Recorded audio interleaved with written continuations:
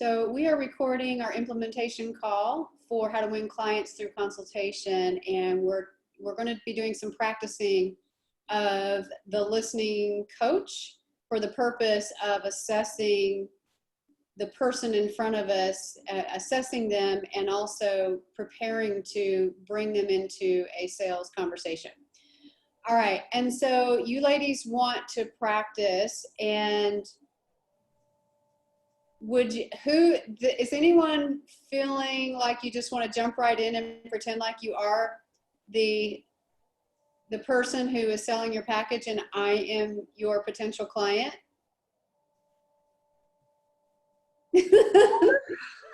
Rachel? Okay. Okay. All right. And so would it be helpful for me to share our document, or it would? Okay.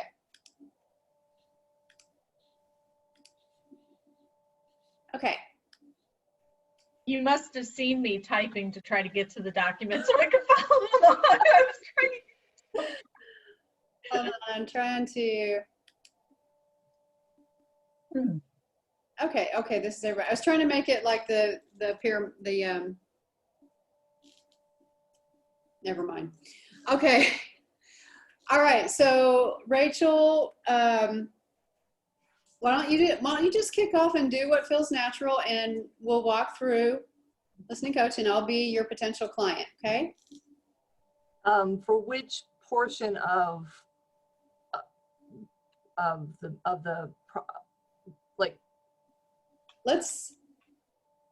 let's say that in your case, this is for the financial getting out of debt.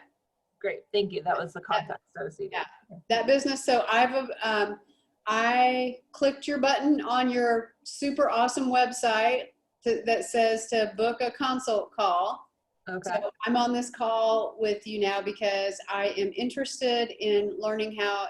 I'm a woman, I'm ready to get out of debt, and I'm really struggling with it. Okay, so hi, good afternoon, Angie, or is it Angela? Which do you prefer? It's Angie. Thank you for asking. Hi, Angie. I'm Rachel. Thank you so much for booking a time for consultation. So why don't we just dive right in, and why don't you tell me about what's going on with you right now and why you felt you wanted to connect with me for debt consolidation or for debt elimination. Okay, great. Yeah, so I'm Angie Nuttall, and I just don't like being in debt, and I had student loans that have piled up on me. I mean, I got a bachelor's degree, a master's degree, and it was very costly. I'm still paying on those loans, and I've got several credit cards. I really lived on credit cards for a long time, and now I'm just paying the price for high interest. And really, it's keeping me from doing what I want to do. I mean, I want to have my own business, and I just feel like I'm stuck in my job right now.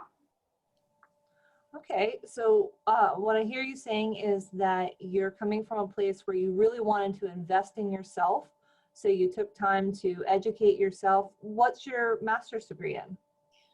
My master's is in organizational development and human resources management. Wow, that's really impressive. And so you took time to go for that master's, and because of that, you had the need to live off of credit cards for a while. How does that make you feel at the end of the month when you see this debt? Well, it's very discouraging. It's I feel like I feel really helpless, and I have just such an urgency to get rid of it, and I'm just at a loss as to what to do. So that absolutely, I can totally understand that. It is a big debt, or it is a big, do you ever feel that pressure on your chest when you lay down at night and you have trouble breathing sometimes? Yeah, absolutely. Yeah, I have a lot of anxiety around it. Yeah.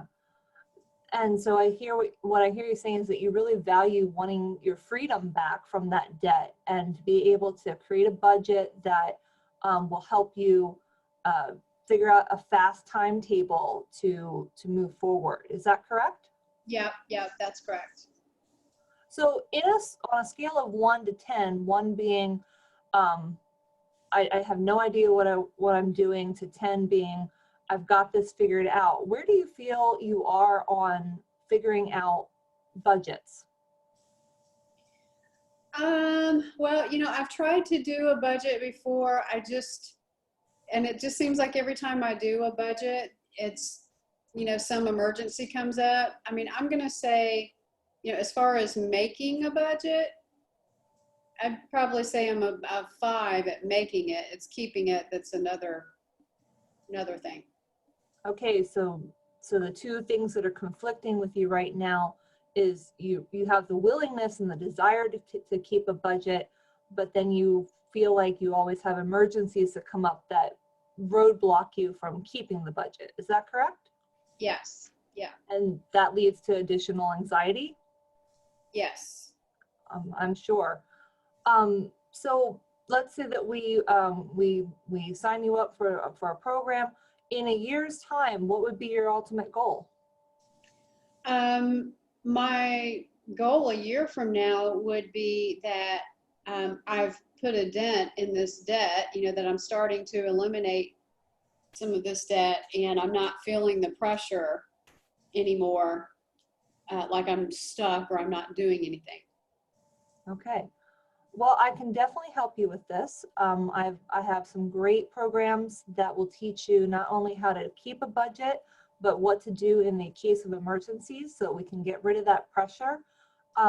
What would you like to do next? Would you like to focus on speed or, I can't see it. I'll show you. Thank you. What's the most important to you right now? The budget for the cost. Speed or experience right now? Because I believe that I can help you not only relieve this debt, but relieve it within that year's time frame. Yeah. I think, well, obviously budget is a challenge, so that's probably going to be my number one factor there. But I want to do this quick. I think we could accommodate both.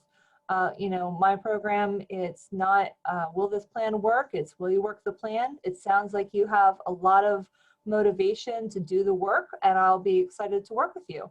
Let's set up, let me get back with you in a couple of days with the proposals that I have. Okay. End scene? Okay. Wait, I'm sorry, did I not end that right? It's okay. It's okay. So it's basically, Right. so just stepping outside of this, we're doing this impromptu right now, but I would already have your plans readily available. So you can, since you have them on the call, you can go ahead and share those plans. Right. Yeah, this is a situation where you could do that. I mean, if it was a larger project where there was more complexities, then, if it was for an organization, then I would take it offline, but I would definitely schedule the follow-up. So you want to talk to them about their options here on the call. Did I do better with staying with the pain point than I did last time? Yeah, so let's just get some feedback from the group about what you observed. What did Rachel do effectively? And a hush fell over the stadium. I thought she did good in diagnosing and also the feedback. I mean, what she didn't hear or whatever, she was able to give you feedback on what you valued. In other words, that was something you didn't tell her, but she read into that where it's like, what didn't you say? So she did a great job on that. Okay. What else? What else did she do effectively? I think you built rapport with Angie. You started out asking about her name, how to pronounce it. You even validated with her the investment that she made in her education and propped her up for doing so. And we're overall extremely appreciative and positive towards her. And I gotta say, it's very different doing trying to look at a shared screen and looking at Angie, because when I was trying to look just at Angie, I couldn't see what my facial expressions were doing in my camera, and that threw me off for a little bit, you know, because I'm like trying to move things around so I can, because I wanted to make sure that I was making eye contact, sort of, Mhm. and that my facial expressions were positive and encouraging, but I couldn't see myself. And it was just different because I'm so used to looking when I'm on a Zoom call, being able to see myself. Mhm. I don't know why I'm waving my hands all around. Well, and your facial expressions were in alignment with everything else, so there wasn't any challenge there. Okay, good. Any other thoughts or comments about what she did effectively? I think she was very brave to go first of all. Thank you, Rachel. For that. You're welcome. Yeah. Threw myself on that grenade. No, I was like, this is great. And you, I know this is difficult for you. You allowed Angie to talk. So because I've known you now for a while, and you have said sometimes I tend to talk too much. I could tell that you wanted to, you know, keep moving through it, and you were showing restraint. And I think you should allow for more of that too, moving forward. Yeah. Thank you. Yeah. Okay, so let's flip the question. What can Rachel do to be even more effective? See, I love how she even words that. It's not what she get wrong. It's what can she Right. do to be more Well, effective. So going back to, I think maybe pausing a little bit more to allow the client to process what you're asking, to give them more time, and if you're not getting the answer to your question, just kind of just let it sit for a minute before going on to the next question. So that was just something I noticed, because I just sensed that there's more to pull out of her. Maybe there wasn't, but and that would have been a little nugget that you could have ran with in setting up the call. Yeah, in my head, I was trying to drive around to what caused the credit card bill, like Right. what caused the credit card cycle to continue. And I never quite found the hook that I was looking for, you know, to hook into, okay, I understand the student loan debt, but what started the credit card cycle? Yeah. Well, Sorry. you could have asked, you could have just simply said, okay, so I understand that you had student loan debt, and you mentioned credit cards. Was that attributed to your education, or were there other factors, or what were the factors that contributed to that credit card debt? Well, that would have been good. Yeah, so it's just adding what I call like those second and third level questions, just to get a little bit more detail. Yeah. And I appreciate that Angie did a great job acting on the fly of a pretend scenario. Right. Yeah, I don't have any more student loan debt. Neither do I. And I do. and then I'll be quiet. So I promise I will be quiet. It's the fine line of going into diagnosis versus I want to set up a consultation call. So you don't want to get too deep into it, but you want to have a little bit of information so you know what to focus on for the call. Right. Like, And find out their pain points. What's your blood pressure right now? On a scale of 1 to 10. Yeah. Okay, so how about the rest of you? What can she do to be even more effective? I think even asking some more questions, to Esther's point about the pain and how painful it is for her. I think in a future, if you hook her on her pain and demonstrate that you can solve her pain and help her get to where she wants to be so she feels good at the end of next year.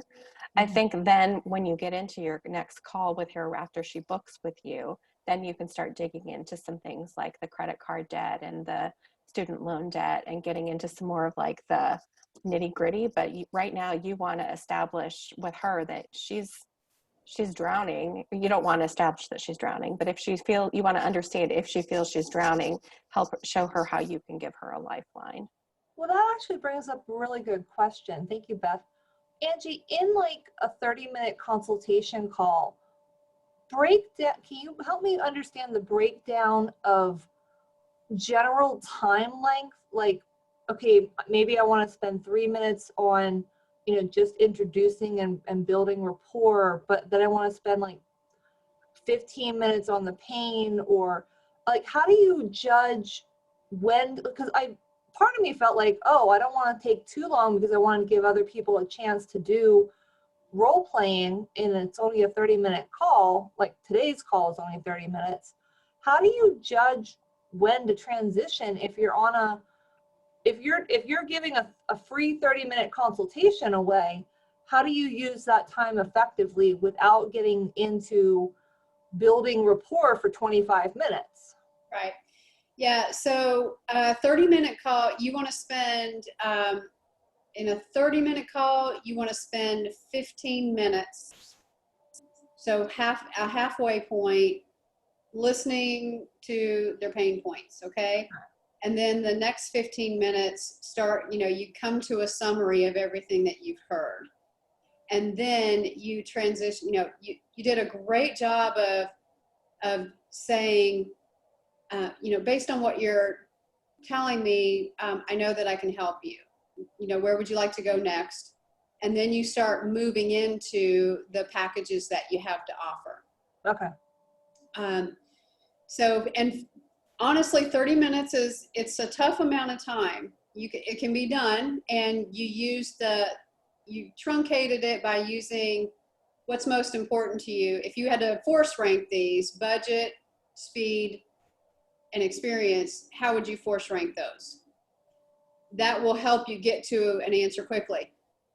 The ideal situation is to do a 50-minute call, like a breakthrough call, or just a strategy session.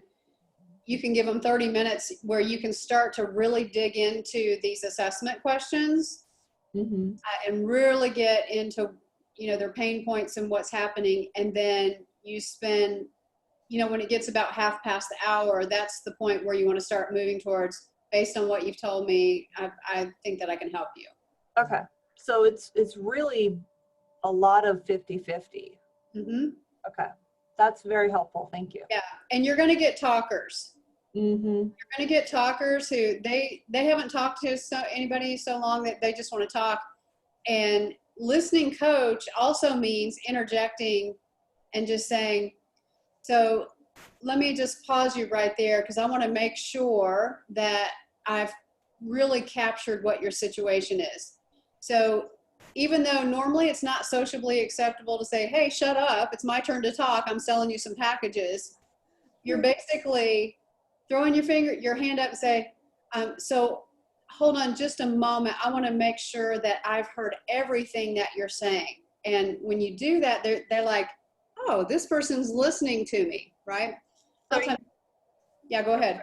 Are you pattern interrupting them a little bit? Yeah, well, I don't know what you mean by pattern interrupting. Helping them to reframe something that the thought process has kind of gotten into a loop. You're truncating that. Yeah, you're stopping the cycle. And sometimes they will talk in circles. They'll keep saying the same thing over and over. Some of them, they just keep talking and keep talking. But your reason for interrupting is so that, first of all, you can summarize what they said. So they'll stop talking, because people stop talking so much when they feel like they're being heard. Okay. So you want to reassure them that you're hearing them. And then the other purpose is so that you can transition. So that's that. All right. So I've got some feedback back for you. I love the fact that you jumped in and did this. That took a lot of courage. And your first round, I mean, it was very impressive that you just jumped right in and did it. So great job. Thank you. Great job on that. Now, one thing that I always recommend is that you immediately demonstrate your confidence and control by outlining an agenda of what you're going to speak to. This doesn't have to be very elaborate. It can be very simple. Hi, Rachel. I'm so glad to be connecting with you today. I'm Angie Nuttall, and I'm an executive business coach for corporate and entrepreneurial women. I want to learn more about you, and what I'd like to do is share with you how the conversation normally goes, and then we'll start talking. So basically what happens in this session is that I take a lot of time to listen to you and what's going on in your situation. So I'll give you some time to talk through that. I'll be asking questions so that I can assess your situation. And then once we do that, we'll talk about, you know, if you feel like this is the direction, well, you don't want to say that. So once you share everything, then we'll see if it's a good match for us to work together. And if it is, I can share with you some options and recommendations based on everything that you've told me. So does that work for you? So you're basically just summarizing, and you're taking control of the situation. And they say, oh, yeah, that's great. Okay, awesome. Well, why don't we just start off with you just telling me who you are and what your situation is right now. And then, you know, they start the talking. With the pain points, agree with Esther, you don't want to go too deep in terms, you're really trying to find out what their lifestyle. You're trying to find out how their lifestyle is impacted, what kind of lifestyle they have. You want to find out how everything that's happening, how it's impacting them. So instead of saying, do you feel like you have anxiety in your chest? You want to give them the chance to, you might say, so how is that impacting your lifestyle right now? What's that? Or, I mean, you could even say, I imagine that's causing you quite a bit of stress. How is that showing up for you? So you're letting them answer that question so that they can, you know, feel like they're talking and they're getting it all out. So I led the question too much. Yeah, I mean, it went a little bit too deep, but I mean, it was along the right path. Okay. So you're getting it. I mean, and the way that you answered or asked the questions today, it's different than what you did on Friday. So I'm already seeing that you're taking to heart everything. And then one of the critical pieces, I didn't have it in here, but it really is critical. It's to summarize what you've heard. So it might be, so Rachel, based on everything that you've said today, what I've heard is that you're deep in credit card debt. You have student loans.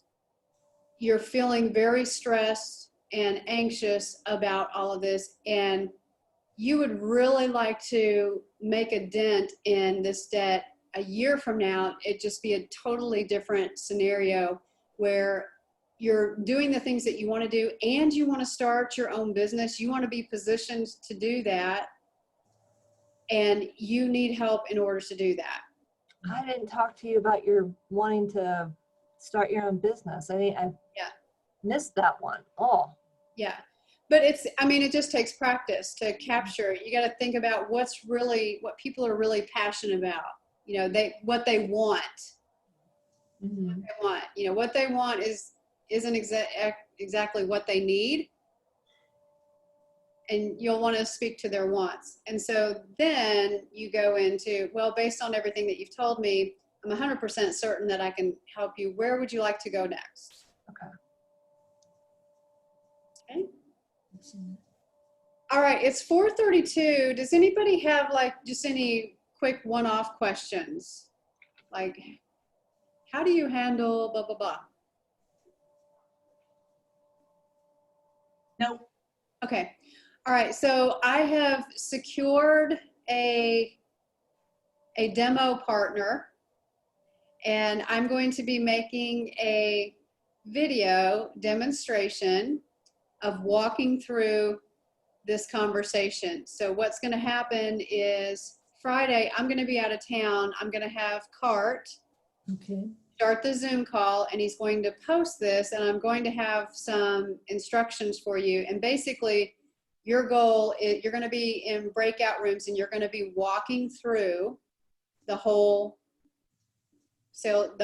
consult conversation. Okay. Mhm. So should we be prepared to have or is this, we're just observing you with a demo partner? Well, you're going to get the observation. Right. You're going to get a video. I'm going to try to send it to you before. Okay. But the call is really designed for you and a partner to walk through the process and give each other feedback. Got it. Okay. Okay. Because Okay? you know I work better when I have a deadline. Right. Well, so you need to be ready by Friday. And here's the thing. I know that some of you don't have your packages together. Some of you do, but what I would recommend is that you just even have 2 different packages that you offer your practice partner. Mhm. 2 that you feel, and they don't have to be perfect. Right. Okay. But like I might say, so I have a couple of options. One is Ready, Set, Succeed. One is Master Your Mindset. So I might use those 2 and talk through some of just very briefly, hit the highlights, and we'll get this recorded, and I'll watch the replay. Okay. Now the pressure's really on. Right. It's getting real up in this place. It is getting real. I'm sensing some angst or excitement. Excitement. More excitement. Are you talking to me or just the group? I'm talking to you, Esther Grisham. You're talking to me? Yes. No, I'm just processing it and just trying to, Okay. get it in and get her done. Okie dokie. Sounds good. Bye, Catherine. All right, everybody. We got to close her out. So Okay. I'll get everything out to you as soon as possible. All right. Sounds good. Thanks, guys. Sounds All right, good. bye-bye. Bye. Bye-bye.